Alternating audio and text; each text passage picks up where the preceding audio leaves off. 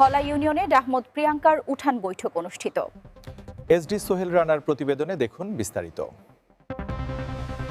বিএনপির ভারপ্রাপ্ত চেয়ারম্যান জনাব তারেক রহমান ঘোষিত রাষ্ট্র কাঠামো মেরামতের রূপরেখা বাস্তবায়নের জন্য প্রণীত ৩১ দফা জনগণের সামনে তুলে ধরতে এবং আগামী জাতীয় সংসদ নির্বাচনকে সামনে রেখে গণসংযোগ জোরদার করতে শেরপুরে অনুষ্ঠিত হয়েছে এক উঠান বৈঠক।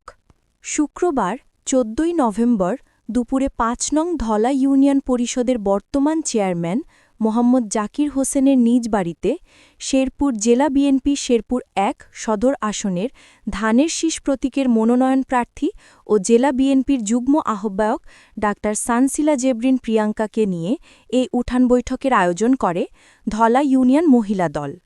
অনুষ্ঠানে সভাপতিত্ব করেন ধলা ইউনিয়ন মহিলা দলের সভাপতি বৃষ্টি আক্তার। প্রধান অতিথির বক্তব্যে ডা সানসিলা জেবরিন প্রিয়াঙ্কা বলেন, ৩১ দফা রূপরেখা হল জনগণের অধিকার ফিরিয়ে আনার রোডম্যাপ। তিনি আরও বলেন, দেশের চলমান সংকট থেকে উত্তরণে বিএনপি জনগণকে সাথে নিয়ে আন্দোলন ও নির্বাচনী প্রস্তুতি সমানভাবে এগিয়ে নিচ্ছে।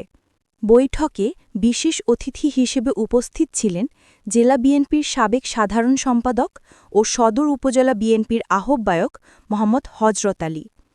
এছাড়া উপস্থিত ছিলেন ধলা ইউনিয়ন পরিষদের চেয়ারম্যান মোহাম্মদ জাকির হোসেন, ছাত্রদলের ভারপ্রাপ্ত সভাপতি হাশিম সিদ্দিকী বাবু, সাধারণ সম্পাদক উজ্জ্বল সহ বিএনপি, মহিলা দল, যুবদল ও অঙ্গ সহযোগী সংগঠনের শতাধিক নারী পুরুষ নেতাকর্মী।